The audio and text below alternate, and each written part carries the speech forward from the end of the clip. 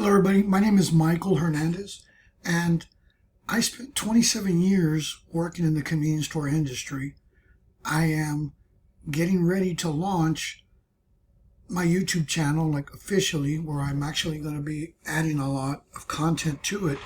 And this video is for sales associates.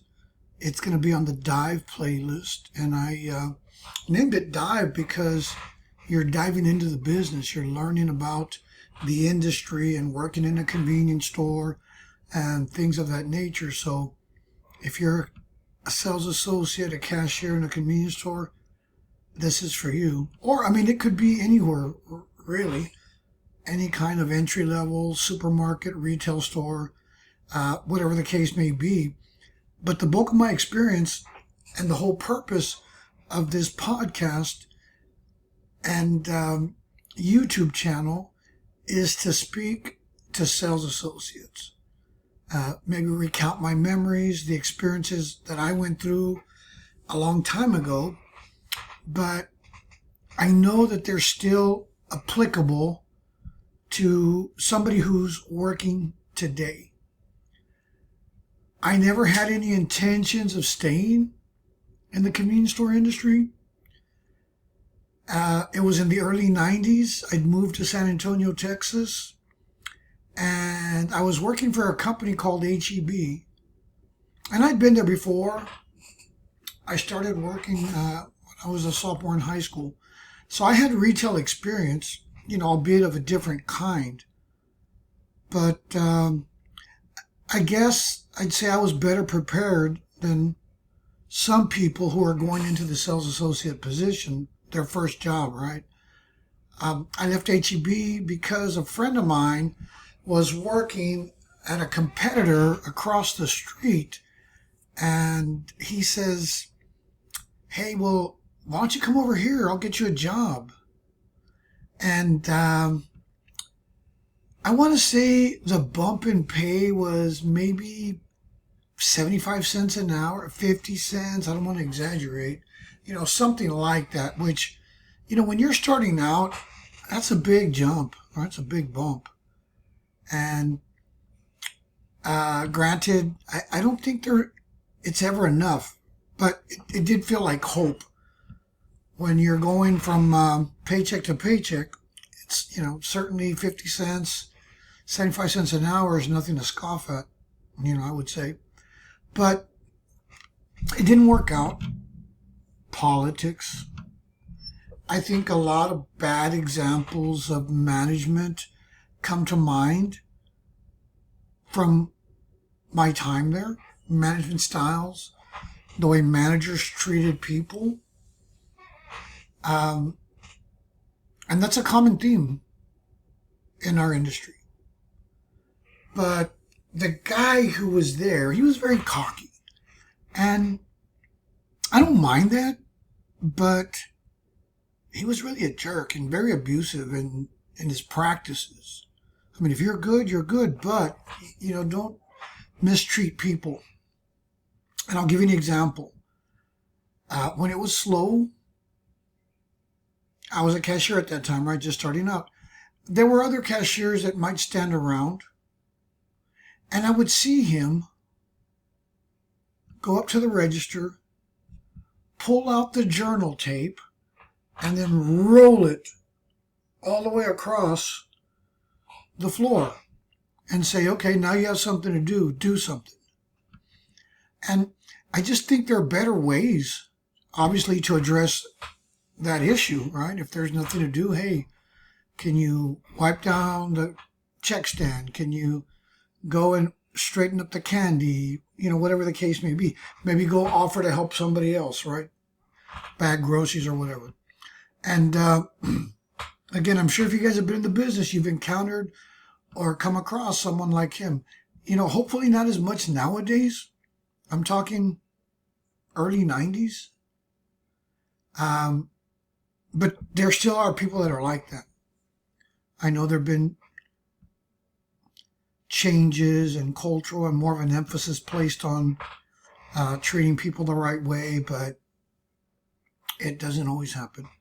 And I remember another time, well, it was more than one time, right? But I was getting trained to move into like almost like a lead, I don't want to say a lead cashier, but um, like a front end trainee, like a front end manager, right? To do the rotation for days off and stuff like that. And I wasn't there very long, but this guy, I'm going to name his name. What the heck? His name was Sal. And Sal had this tendency to snap his fingers at people or whistle at them. And one time he asked me something. He asked me for my keys. And he started snapping his fingers. And I said, I'm not a dog, man. You know, don't treat me like a dog. Because if you treat me like a dog, I'm going to bite you. And that kind of nipped that in the bud for me, right? It stopped. At least with me. But I think it made him aware of, you know, that wasn't cool. And one day I was actually in the position again. I think he was already a front-end manager trainee. And he comes and asks me for my keys. He was going to do something on another register, right? He had to take care of something, my store keys. So I give it to him. And the first chance I get, when it slowed down, I went and I'm like, hey, Sal, you know, can I have my keys back here? My keys. And he's like, I don't know where your keys are at. That's your responsibility. I'm like, dude, I gave them to you in good faith. You're my boss. You asked for them. So give me the keys, right? Just little things like that. And I know as a sales associate, it can be difficult depending on who your manager is, how much training they have. I mean, I understand the business. I know the business. And I know sometimes people get thrown into these positions out of desperation. We need the help. And they're not prepared. I'm not putting it all on them, right? But I'm just telling the truth. Normally, I mean, that's just the way the industry works. And some people would say that's a cost of doing business. Obviously, I didn't coin the phrase, but that's one that's most used, right? It's a sink or swim industry. And a lot of times, people get thrown in. Or you step up, you're willing to help out. And I'm sure if you've been around just a little bit, you know what I'm talking about. But again, sink or swim, throw in. Let's see if you're going to make it. Some people do, but then they resort to these types of behaviors that this manager exhibited because they want to try to maintain control. They want to defend their little spot. And oftentimes, it leads to issues at the store, which compound the turnover problem, right? We already have a high turnover rate. This makes it worse. The staffing issue, making it a bigger problem. So I think people should be aware of this. It's important. And you're going to get exposed to it. And your goal through all this, just like mine was, defend myself, obviously, but to make sure that I didn't do that when it was my turn, right?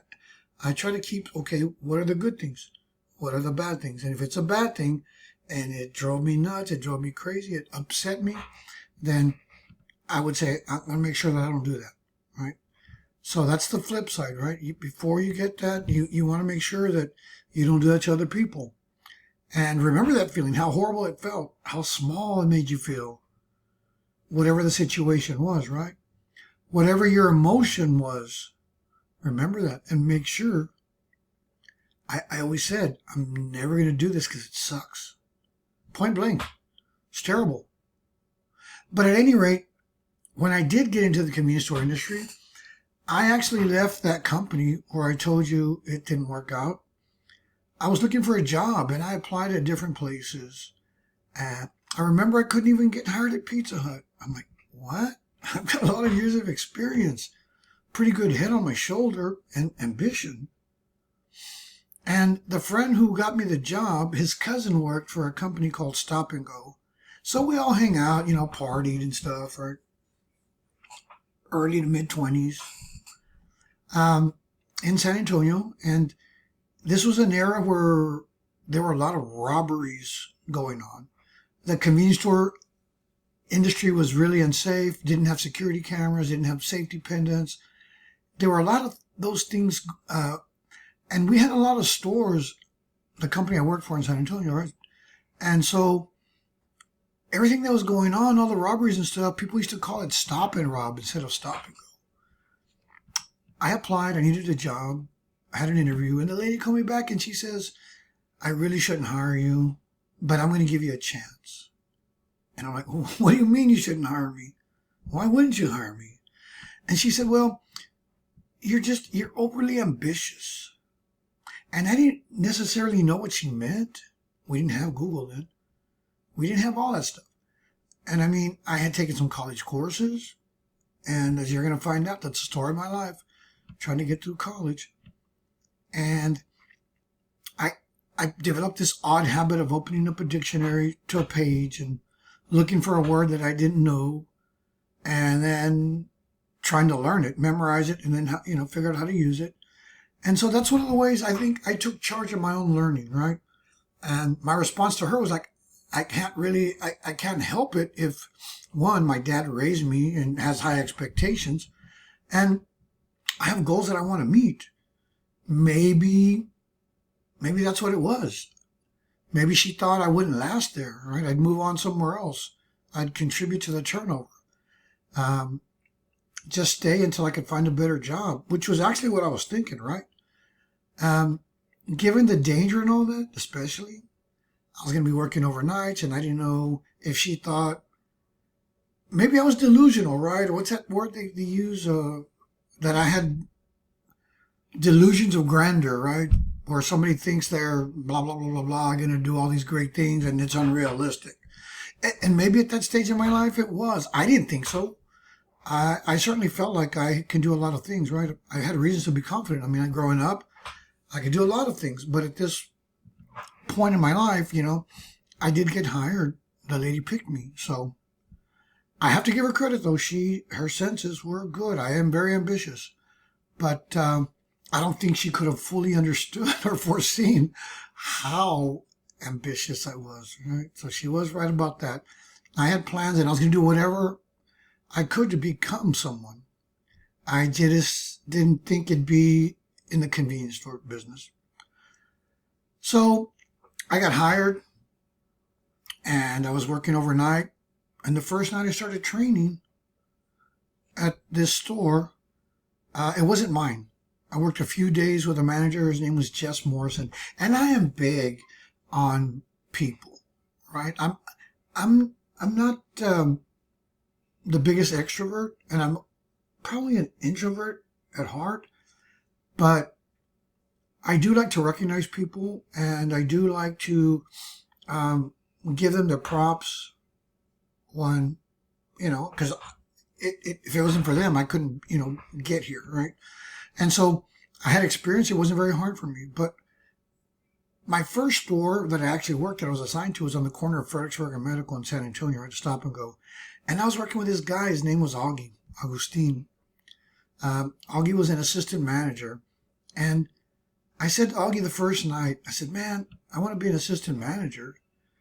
And he's like, why? For the lousy freaking quarter you get? It's not worth it. I was like, yeah, you might be right. That might be the case. I don't know. But I think it'll look good on my application, right? When I go apply for something else. Again, I was already looking for the exit, right? So day one, it's so important. I announced my desire, my intentions, my goal to become an assistant manager. And it took about 15 months. It's not that I wasn't good. It's that I was working overnight. I never saw anybody who could add value to my development. At least not in the way what I perceived, right? I mean, you take the hard lessons, but my perception of value, I don't know. You learn a lot of things, like what not to do, and I learned a lot of those, but I wasn't getting any training. I never saw anybody from the company coming in. I didn't know a district manager. I didn't have anybody I could ask questions or get development tips on. And back there, back then there wasn't any computer-based training programs. Really not a whole lot that you could look for or have access to, cling on to. And I was getting to the point I had to say, look, I've expressed my desire to be an assistant manager, my need to move up. But if this can't happen, I was going to school. If this can't happen, I might just quit. Give up my ambition, not quit, but give up my ambition to become an assistant manager and just focus on school.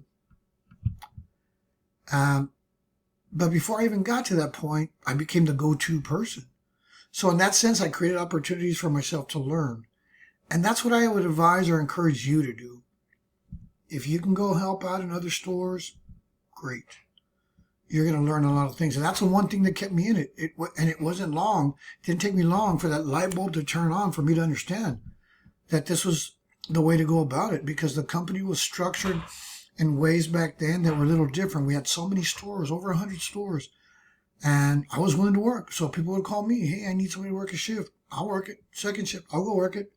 And this is where my learning began, where it really began, by going to other stores. I could see what they did well, what they didn't do well. Again, I'll give you an example. I was working at a store and the manager was like, please, please, please, I need help. Blah, blah, blah, blah, blah, crying. I'm like, okay. So I was working.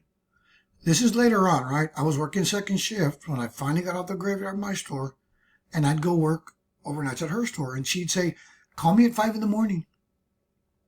And I'd call her phone and it would just ring and ring. It was in a cell phone. It was a regular old phone, house phone.